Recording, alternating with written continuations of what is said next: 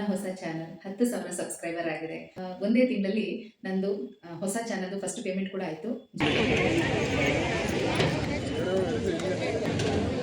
Hi ಮಾಡ್ತೀರಾ? ಮಾಡು hi. ಈ ಮಕ್ಳಿಗೆ ಹೆಂಗೆ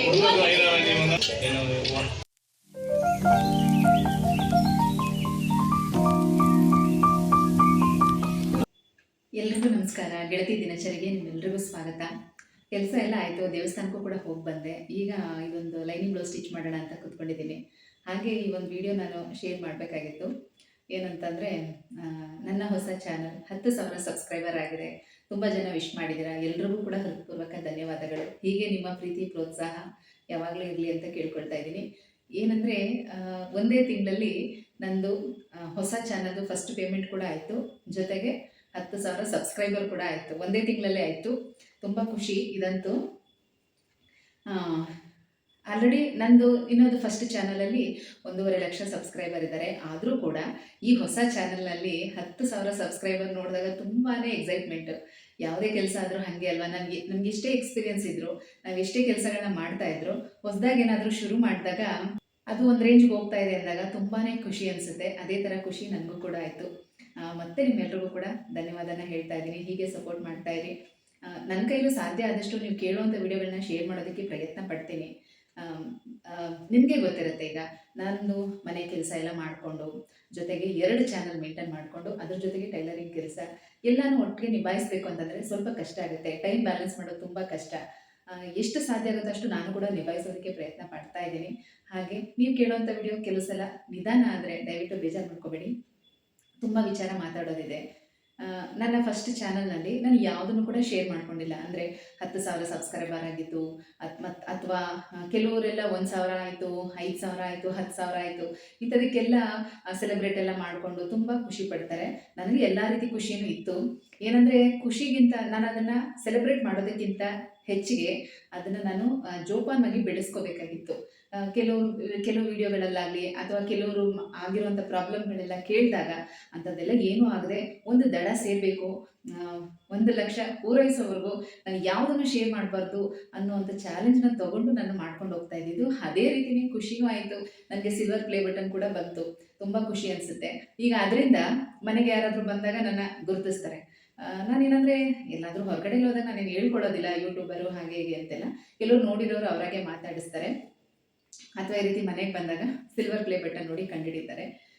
ಈಗ ಇದನ್ನ ಯಾಕೆ ಹೇಳ್ತಾ ಇದ್ದೀನಿ ಅಂದರೆ, ಇದೊಂಥರ ಖುಷಿ. ಈಗ ನಾನು ಹೇಳ್ಕೊಳ್ಳೋಣ ಅಂತ ಆಸೆ ಆಗುತ್ತೆ. 2 ಚಾನಲ್ನಲ್ಲಿ ಹಾಕೋ ವಿಡಿಯೋಗಳೆಲ್ಲ ನೋಡ್ತೀರಾ, ತುಂಬ ಇಷ್ಟಪಡ್ತೀರಾ. ಹಾಗಾಗಿ ಆ ಖುಷಿನ ಸೆಲೆಬ್ರೇಟ್ ಮಾಡಬೇಕು ಅಂತ ಅನ್ನಿಸ್ತು. ಹಾಗಾಗಿ ಕಮ್ಯುನಿಟಿ ಪೋಸ್ಟಲ್ಲಿ ಹಾಕಿದ್ದೆ. ತುಂಬ ಜನ ವಿಶ್ ಮಾಡಿದ್ದೀರಾ. ತುಂಬ ತುಂಬ ಖುಷಿ ಆಯಿತು. ಪರ್ಸ್ನಲಾಗೂ ಕೂಡ ತುಂಬ ಜನ ನನ್ನ ಫ್ರೆಂಡ್ಸ್ ಎಲ್ಲರೂ ವಿಶ್ ಮಾಡಿದ್ದಾರೆ. ತುಂಬಾ ಖುಷಿ ಆಯಿತು. ಈ ಚಾನಲ್ ಶುರುವಾಗಿ 7 ತಿಂಗಳಾಗಿದೆ. ಆಲ್ರೆಡಿ ನಾನು ಈಗಾಗಲೇ ಸ್ಯಾಲ್ರಿ ಅಂತ ತೊಗೊಂಡಿದ್ದಿದ್ರೆ ಇದು 5ನೇ ತಿಂಗಳು ಸ್ಯಾಲ್ರಿ ಆಗಬೇಕಾಗಿತ್ತು. ಒಂದಷ್ಟು ಪ್ರಾಬ್ಲಮ್ಗಳಾಗಿ ನನಗೆ 7 ತಿಂಗಳಾಯಿತು ಪೇಮೆಂಟ್ ತೊಗೊಳ್ಳೋದಕ್ಕೆ. ನಾನು ಎಲ್ಲ ಹೊಸ ಯೂಟ್ಯೂಬರ್ಗೂ ಕೂಡ ಹೇಳೋದು ಒಂದೇ ಮಾತು, ನೀವು ಸೆಟಲ್ ಆಗೋವರೆಗೂ, ಅಂದರೆ ಒಂದು ರೇಂಜ್ಗೆ ರೀಚ್ ಆಗೋ ತನಕ ಯೂಟ್ಯೂಬ್ನ ನೀವು ಪಾರ್ಟ್ ಟೈಮ್ ಜಾಬ್ ಥರ ಇಟ್ಕೊಳ್ಳಿ. ಏನೋ ಒಂದು ವಿಡಿಯೋ ಹಾಕಿದ್ರೆ ಆಯಿತು ಅನ್ನೋ ಥರ ದಯವಿಟ್ಟು ಕನ್ಸಿಡರ್ ಮಾಡಬೇಡಿ. ಇದು ಕೂಡ ಒಂದು ಕೆಲಸ ಅಂತ ನೀವು ನೋಡಬೇಕು. ಇದು ಕೂಡ ಒಂದು ಕೆಲಸ ಅಂತ ನೀವು ಜವಾಬ್ದಾರಿಯಿಂದನೇ ಮಾಡಬೇಕು. ನಾವು ಹೊರಗಡೆ ಕೆಲಸಕ್ಕೆ ಅಂತ ಹೋದಾಗ ಯಾವ ಥರ ಕೆಲಸ ಮಾಡ್ತೀವಿ, ನಮ್ಮನ್ನು ಎಷ್ಟೊತ್ತಿಗೆ ಹೋದರೂ ಕೂಡ ಸೇರಿಸ್ಕೊಳ್ತಾರಾ? ನಾವು ಎಷ್ಟು ಒಂದಿನ ಸ್ವಲ್ಪ ಕೆಲಸ, ಒಂದಿನ ಜಾಸ್ತಿ ಕೆಲಸ ಈ ಥರ ಎಲ್ಲ ಮಾಡಿದ್ರೆ ಅವರು ಅಡ್ಜಸ್ಟ್ ಮಾಡ್ಕೊಳ್ತಾರಾ? ಸಂಬಳ ಕೊಡೋರು ಸುಮ್ಮನೆ ಕೊಡೋದಿಲ್ಲ ಅಲ್ವಾ? ಅದೇ ಥರ ಯೂಟ್ಯೂಬು ಕೂಡ ಅಷ್ಟೇ. ಪ್ರತಿಯೊಂದನ್ನು ಕೂಡ ಪಿನ್ ಟು ಪಿನ್ ಚೆಕ್ ಮಾಡ್ತಾರೆ. ಎಲ್ಲ ಕರೆಕ್ಟಾಗಿದ್ರೆ ಮಾತ್ರನೇ ನಮಗೂ ತಿಂಗಳಿಗೆ ಕರೆಕ್ಟಾಗಿ ಸ್ಯಾಲ್ರಿ ಬರೋದು. ಹಾಗಾಗಿ ಸೀರಿಯಸ್ ಆಗಿ ತೊಗೊಳ್ಳಿ, ಜವಾಬ್ದಾರಿಯಿಂದ ಕೆಲಸ ಮಾಡಿ. ಖಂಡಿತವಾಗ್ಲೂ ಸಕ್ಸಸ್ ಅನ್ನೋದು ಸಿಕ್ಕೇ ಸಿಗುತ್ತೆ. ನಾನು ಇದೊಂದನ್ನು ಹೇಳೋಕ್ಕೆ ಇಷ್ಟಪಡ್ತೀನಿ. ಮತ್ತು ನೀವೇನಾದರೂ ಬೇರೆ ಕೆಲಸ ಮಾಡ್ತಾಯಿದ್ರೆ ಅದನ್ನು ಬಿಟ್ಟು ಪೂರ್ತಿಯಾಗಿ ಯೂಟ್ಯೂಬ್ಗೆ ಬರೋಣ ಅಂತೆಲ್ಲ ಅಂದ್ಕೊಳ್ಳೋಕೆ ಹೋಗಬೇಡಿ. ಇದನ್ನು ಒಂದು ಸೈಡ್ ಇನ್ಕಮ್ ಅಂತ ನೀವು ಇಟ್ಕೋಬೇಕು. ಇದ್ರ ಬಗ್ಗೆ ಮತ್ತು ನನ್ನ ಸೇವಿಂಗ್ಸ್ ಬಗ್ಗೆ ನೀವೇನಾದರೂ ತಿಳ್ಕೊಬೇಕಂತಿದ್ರೆ ಕಮೆಂಟ್ ಮಾಡಿದ್ರೆ ಖಂಡಿತ ನಾನು ಮುಂದಿನ ವಿಡಿಯೋದಲ್ಲಿ ತಿಳಿಸ್ಕೊಡ್ತೀನಿ. ಬನ್ನಿ, ಸುಮ್ಮನೆ ಕೂತ್ಕೊಂಡು ಮಾತಾಡೋದಕ್ಕಿಂತ ಕೆಲಸ ಮಾಡ್ತಾ ಮಾಡ್ತಾ ಮಾತಾಡ್ಬೋದಲ್ವಾ? ಕೆಲಸನೂ ಆಗುತ್ತೆ, ಮಾತು ಆಗುತ್ತೆ. ತುಂಬ ವಿಚಾರ ಶೇರ್ ಮಾಡೋದಿದೆ. ಹಾಗಾಗಿ ಸುಮ್ಮನೆ ಕೂತ್ಕೊಂಡು ಮಾತಾಡೋದಕ್ಕೆ ನನಗೆ ಇಷ್ಟ ಆಗೋದಿಲ್ಲ. ಮಾತಾಡ್ತಾ ಇದ್ರೂ ಕೆಲಸ ಮಾಡ್ಕೊಂಡು ಮಾತಾಡಬೇಕು. ಹಾಗಾಗಿ ಸ್ಟಿಚ್ ಮಾಡ್ತಾ ಮಾಡ್ತಾ ಮಾತಾಡೋಣ, ಆಯಿತಾ? ಇವತ್ತು ಹನುಮತ್ ವ್ರತ ಅಲ್ವಾ? ಎಲ್ಲ ಕಡೆ ಹನುಮ ಜಯಂತಿ ಅಂತಲೇ ಆಚರಣೆ ಮಾಡ್ತಾ ಇದ್ದಾರೆ. ನಮ್ಮನೆ ಹತ್ರ ಕೂಡ ಅಷ್ಟೇ ಮುತ್ತುರಾಯ ಸ್ವಾಮಿ ದೇವಸ್ಥಾನ ಇದೆ. ತುಂಬ ಚೆನ್ನಾಗಿದೆ, ಪುಟ್ಟು ಗುಡಿ ಆದ್ರೂ ದೇವರಂತೂ ತುಂಬ ಚೆನ್ನಾಗಿದೆ. ದೇವರ ಅಲಂಕಾರನೂ ಕೂಡ ತುಂಬ ಚೆನ್ನಾಗಿತ್ತು. ಅದೊಂದು ಸಣ್ಣ ಕ್ಲಿಪ್ ಇಲ್ಲಿ ಆ್ಯಡ್ ಮಾಡಿದ್ದೀನಿ. ಮತ್ತು ಪ್ರಸಾದ ವಿನಿಯೋಗ ಕೂಡ ಇತ್ತು. ಕಾಯ್ದು ನಿಂತು ಊಟ ಮಾಡಿಕೊಂಡೇ ಬಂದ್ವಿ. ನನಗೆ ದೇವಸ್ಥಾನದ ಪ್ರಸಾದಗಳೆಲ್ಲ ತುಂಬ ಇಷ್ಟ ಆಗುತ್ತೆ. ಅದರಲ್ಲಿ ಯಾವುದೇ ಥರ ಮುಜುಗರ ಪಟ್ಕೊಳ್ಳೋದಿಲ್ಲ. ಏನಂದರೆ ಜೊತೇಲಿ ಯಾರಾದರೂ ಒಬ್ರು ಇದ್ದರೆ ಸಾಕು, ಎಷ್ಟೊತ್ತಾದರೂ ಪರವಾಗಿಲ್ಲ, ಕಾಯ್ದು ಪ್ರಸಾದ ತೊಗೊಂಡೇ ಬರೋದು. ಹಾಗಾಗಿ ಇಲ್ಲಿ ಫ್ರೆಂಡು ಹೇಳಿದರು ಹೋಗೋಣ ಅಂತ, ಹೋಗ್ಬಿಟ್ಟು ಬಂದ್ವಿ. ತುಂಬ ಚೆನ್ನಾಗಿತ್ತು. ಅದೊಂದು ಸಣ್ಣ ಕ್ಲಿಪ್ ಆ್ಯಡ್ ಮಾಡಿದ್ದೀನಿ, ನೋಡ್ಕೊಂಡು ಬನ್ನಿ, ಆಮೇಲೆ ಮಾತಾಡೋಣ ಆಯಿತಾ. ಇವತ್ತು ಈ ಥರ ಸಿಂಪಲ್ಲಾಗಿ ಪೂಜೆ ಮಾಡಿದ್ದೀನಿ. ನಮ್ಮನೇಲೂ ಕೂಡ ಆಂಜನೇಯ ಸ್ವಾಮಿ ಫೋಟೋ ಆಗಲಿ ವಿಗ್ರಹ ಆಗಲಿ ಏನೂ ಇಟ್ಕೊಂಡಿಲ್ಲ.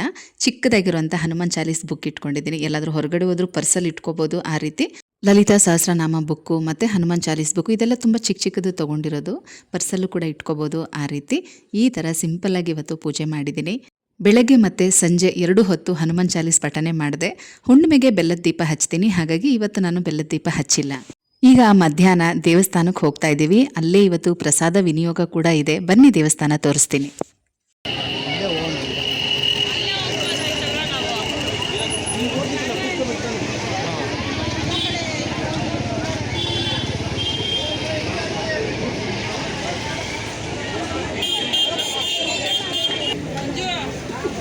ಪೂಜೆ ಬೇಗ ಬೆಳ್ಕೊಳ್ಸ ಹಂಗಂತೀನ.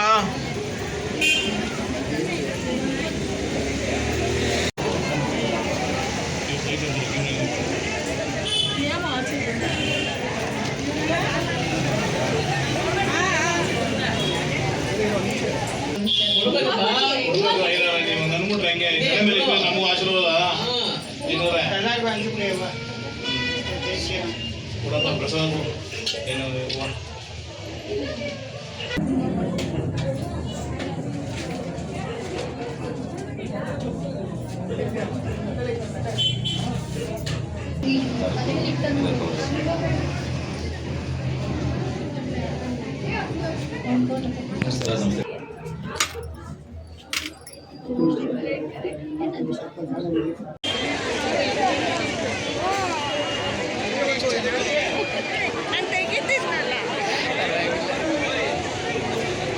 ಎಲ್ಲರೂ ಇಲ್ಲಿ ಪ್ರಸಾದ ಕಾಯ್ಕೊಂಡು ನಿಂತಿದ್ದೀವಿ.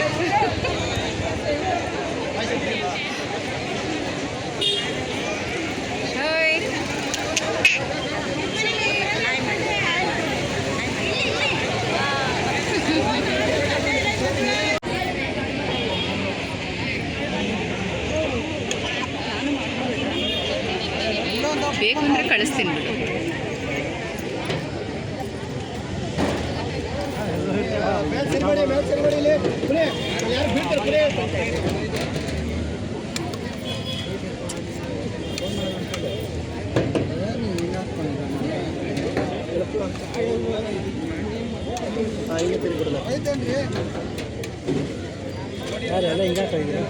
ಜಾಗ ಇಲ್ವಲ್ಲ.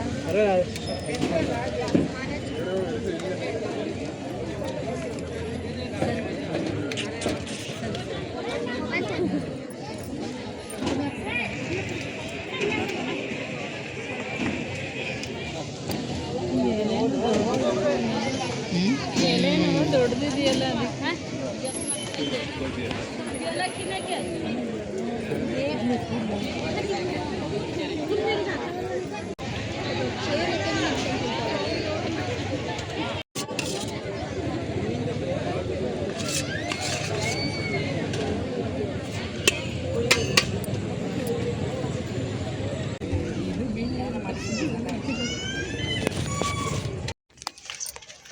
ಕೆರೆ ಇಲ್ಲಿ ಚೆನ್ನಾಗಿ ಕಾಣಿಸುತ್ತೆ.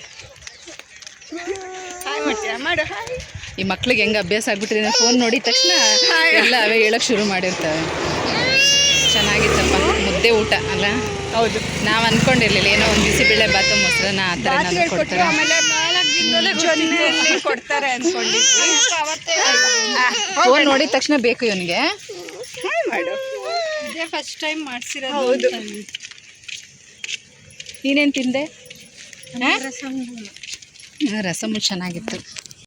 ಮನೆಗೆ ಬಂದಮೇಲೆ ಹಾಗೆ ವಿಡಿಯೋನ ಕಂಟಿನ್ಯೂ ಮಾಡ್ತಾ ನಾನು ಸ್ಟಿಚಿಂಗ್ ಕೂಡ ಮಾಡ್ಕೋತಾ ಇದ್ದೀನಿ. ಪ್ರಸಾದ ಅಂತೂ ತುಂಬಾ ಚೆನ್ನಾಗಿತ್ತು.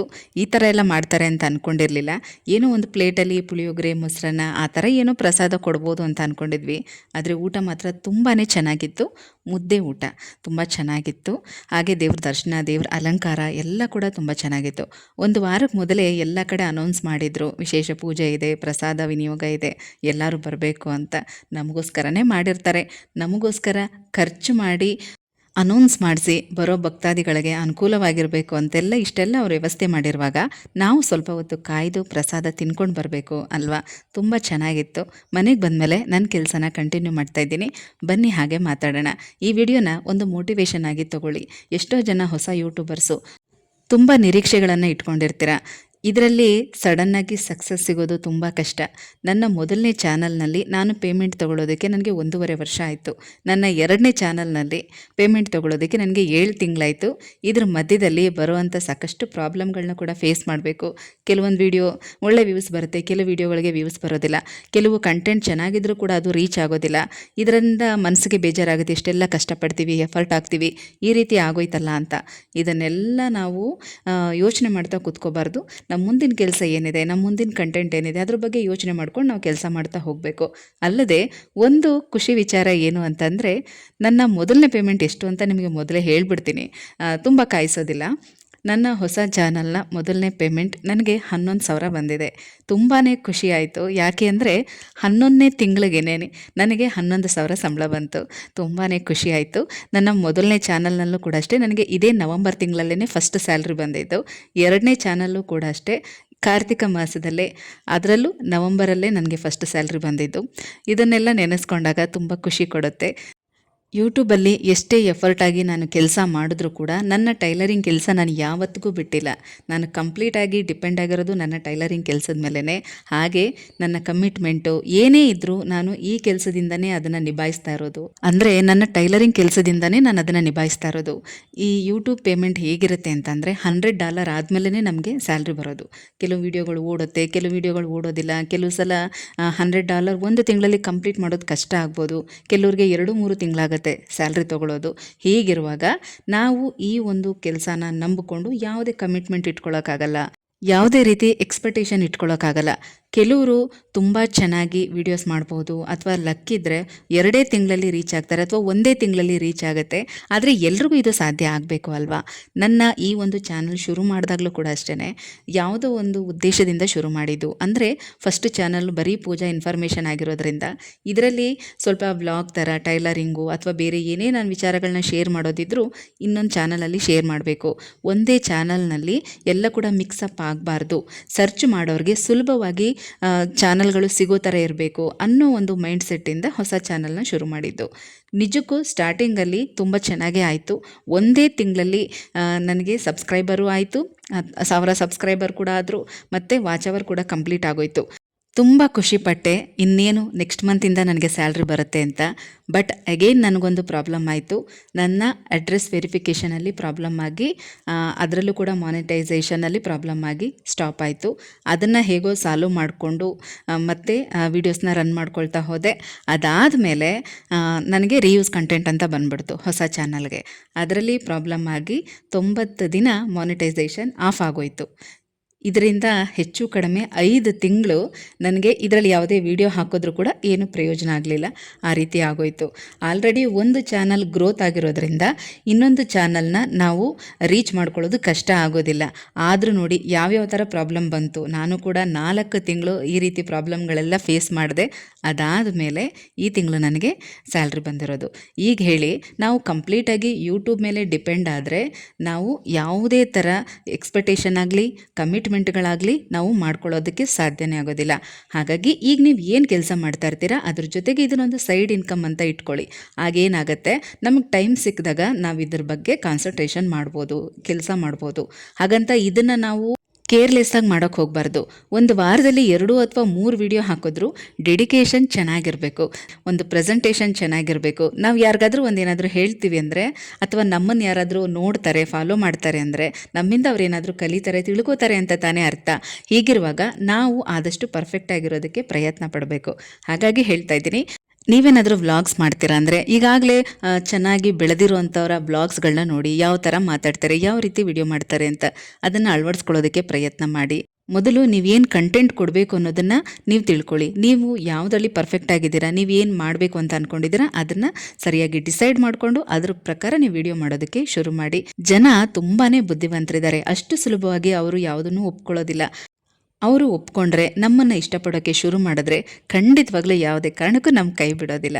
ಹಾಗಾಗಿ ಹೇಳ್ತಾ ಇದ್ದೀನಿ, ಹೊಸ ಯೂಟ್ಯೂಬರ್ಸ್ಗಳು ಹೋಪ್ಸ್ನ ಕಳ್ಕೊಬೇಡಿ, ಪ್ರಯತ್ನ ಮಾಡ್ತಾ ಇರಿ. ಖಂಡಿತ ನಿಮಗೆ ಸಕ್ಸಸ್ ಅನ್ನೋದು ಸಿಕ್ಕೇ ಸಿಗುತ್ತೆ. ಸವಾಲುಗಳನ್ನು ಎದುರಿಸಿದಾಗಲೇ ಅಲ್ವಾ ಸಾರ್ಥಕತೆ ಸಿಗೋದು. ಈ ವಿಡಿಯೋ ನಿಮಗೆ ಇಷ್ಟ ಆಗಿದ್ರೆ ಕಮೆಂಟಲ್ಲಿ ತಿಳಿಸಿ ಆಯಿತಾ.